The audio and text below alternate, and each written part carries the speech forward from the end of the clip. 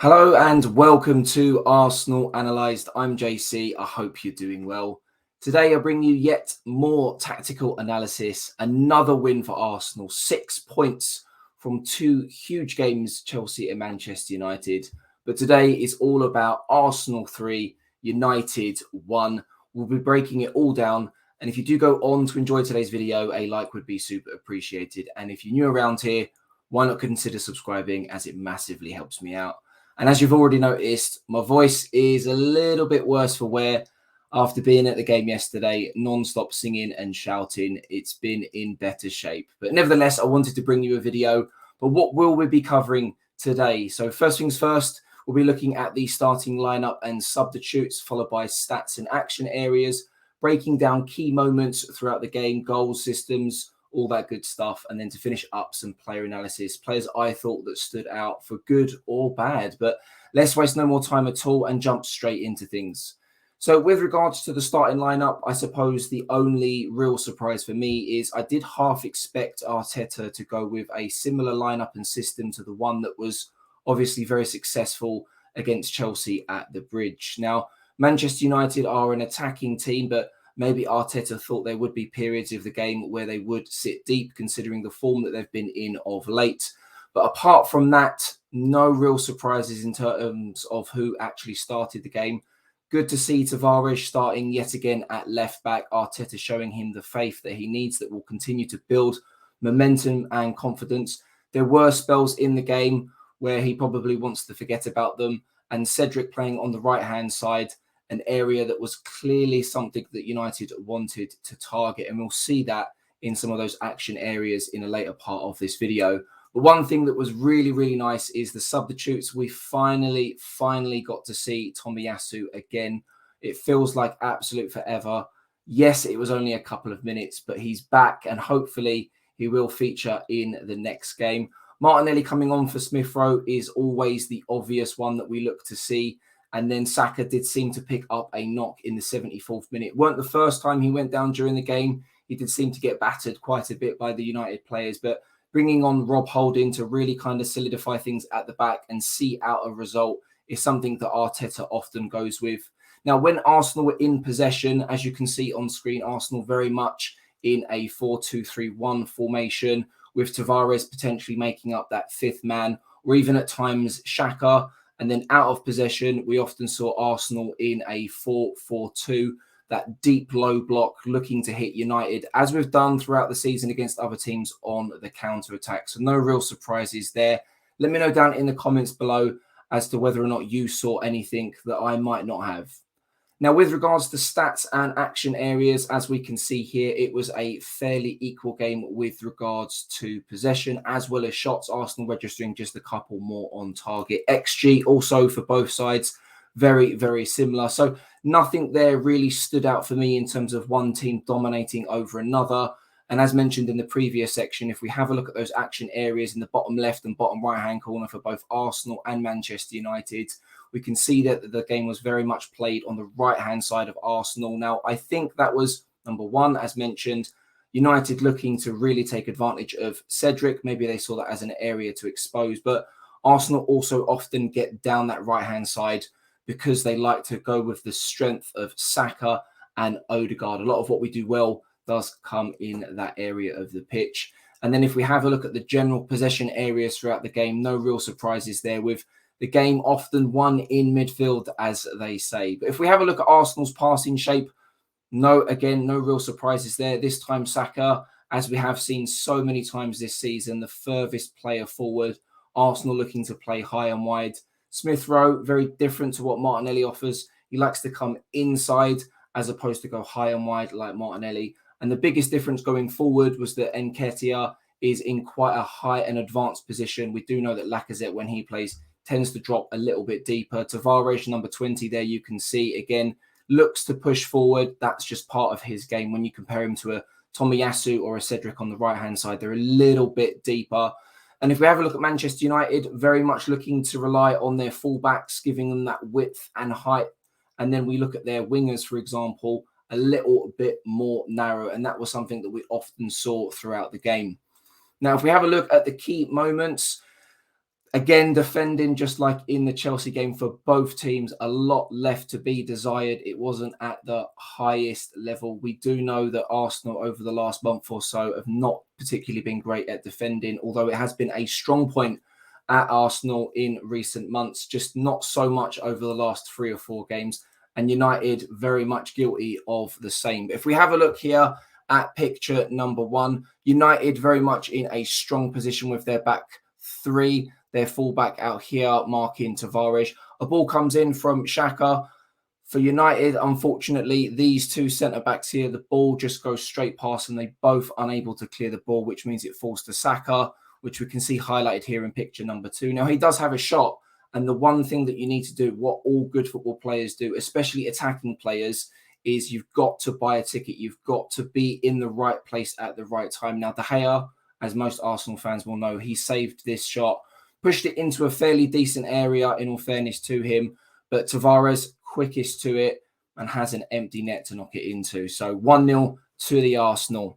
If we have a look here in picture number 3, this is a big talking point from the game. A little flick from Martin Odegaard here, just on the outside of the box. Now, it does eventually fall to Saka.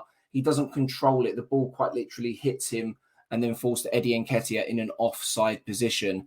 Now, the reason I wanted to talk about this is because it was Telles that actually goes through the back of Saka and makes contact. Eddie Nketiah does put the ball away in the back of the net, but he was in an offside position. Now, the reason why play was brought back is that there's no advantage when the ball is falling into an offside position. So this was highlighted in the commentary now that I have had an opportunity to watch the game back.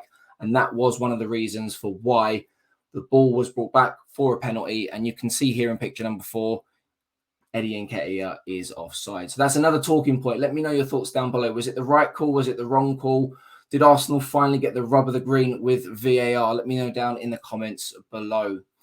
Now, having a look at some of the other moments in the game, United answered immediately after the second goal. A very similar sort of delivery to the one that Xhaka gave in that first goal for Arsenal. Matic pinging the ball into the box. Now, Arsenal in a fairly decent position here. I've highlighted the 2 Arsenal players and Ronaldo. There was a second player at the back post. But the one thing that really frustrates me with this goal is that Arsenal are in a really good position defensively. And Ronaldo, most alert, manages to squeeze himself between both those players and get the ball in the back of the net. Now, why this was a big concern for me is in the Chelsea game and in the Man United game now, Arsenal have not been focused. They've been switched off. I don't know what it is, a lack of concentration maybe, but 3 times now when Arsenal have scored goals against Chelsea and Man United in the last 2 games, they've answered within 5 minutes. So it's something that Arsenal certainly need to work on at the training ground, in my opinion. Picture number 3 was the Fernandes penalty. The reason I've paused it and pictured it here is because I think it was a little bit harsh. Yes, Tavares' arm is in more of an unnatural position, but he wins the header. The ball then hits his arm and a penalty is given, which we all know he goes on to miss. He hits the post and it goes wide. But it was quite frustrating, not necessarily identical, but there was a similar situation where the ball hit, I think it was the leg of a Manchester United player in the first half, then goes onto the hand of a Manchester United player. Not necessarily in an unnatural position, but was it reviewed by VAR? Was it not? You know, it's a big question. And again, in picture number 4 for Granit Xhaka's goal, in the not necessarily the build-up, the ball does bounce around in the box before eventually coming out to Xhaka. It was laid off by El Neni. But again, there were literally 30 seconds before Granit Xhaka hits this ball. All the Arsenal players appealing for a penalty. Again, I know obviously we went on to score, but had Xhaka not have scored, that last part of the game would have been really touch and go. And, you know, should Arsenal have deserved the penalty? Lots and lots to be talked about. And VAR was involved 3, 4, 5 times in this game. So a lot of stoppages. Now, finally, before we wrap things up in this video, there are a number of players that I want to talk about. There may be different players that you thought had good games or even bad games, but these 3 players are the ones that I wanted to talk about. A big shout out to Mohamed El Neni. 2 games in a row now. He's been very good. He doesn't do anything spectacular or over the top. He does the basics to a very high level. And as I said earlier in this video, games are often won in the midfield. And boy, did Odegaard, Xhaka and El Neni boss things yesterday. There was a period at the start of the second half when Manchester United did dominate. But overall, it was Arsenal's midfield that really, in my opinion, won this game. And if we have a look at Martin Odegaard, as I mentioned about Arsenal playing predominantly down that right-hand side, this is very much highlighted in the heat map of Martin Odegaard. Great picture there of him screaming behind Bruno Fernandes, but 94% passing accuracy, 2 key passes, 1 successful dribble completed out of 3, 1 cross out of 2, and 1 duel out of 9. But very, very creative, very, very slick, great movement on the ball. And watching him live for the second time this season, what a privilege. Bukayo Saka up next, another player that just continues to impress week in, week out. Arsenal's official top goal scorer in the Premier League now with 11 goals. Got himself a penalty, 2 penalties in 2 games, and it was highlighted in the Chelsea game that that was his first penalty since the Euros, and the confidence that he stepped up to take that penalty, and now a second time to do it. That's elite mentality, in my opinion. 1 key pass, 82 passing accuracy, 2 tackles, and 5 out of 8 duels won. A fantastic game from Bukayo Saka. He did unfortunately come off in the 74th minute, so fingers crossed he's okay for the next game. We'll have to wait and see. And then last but not least, Granit Xhaka. Since giving that interview, he seems to really have stepped up his game. Thomas Partey gave an interview earlier this season and gave himself a 4 out of 10 for his time at Arsenal so far. And it seems as though that certain Arsenal players give interviews and all of a sudden, for the next month or 2 after that, they really seem to step up to the plate. So maybe, just maybe, a few more Arsenal players should do interviews evaluating their time at the club. But Granit Xhaka was absolutely phenomenal yesterday. Really ran and bossed things in midfield. Rounded it off with an unbelievable goal. He does this at least once a season, scores an absolute banger. And I think he's now got 3 goals against Manchester United in his Arsenal career. So he does seem to love a goal against Manchester United. But apart from that, he had 1 key pass, 94 passing accuracy. And that's what I meant by winning the game in midfield. Look at him and Martin Odegaard's passing accuracy. 2 out of 3 balls completed and 3 out of 6 duels won. And El Neni had a similar long ball completion rate. So when Thomas Partey isn't available, something that he does very, very well, it does seem as though that the likes of Granit Xhaka, Mohamed El Neni and Sambi, when he stepped in, are all able to play those balls in that system that Arteta likes. So Granit Xhaka, he got man of the match for Arsenal. I agree. Do you agree? Again, let me know down in the comments below. But those are 3 players that I thought played exceptionally well against Manchester United.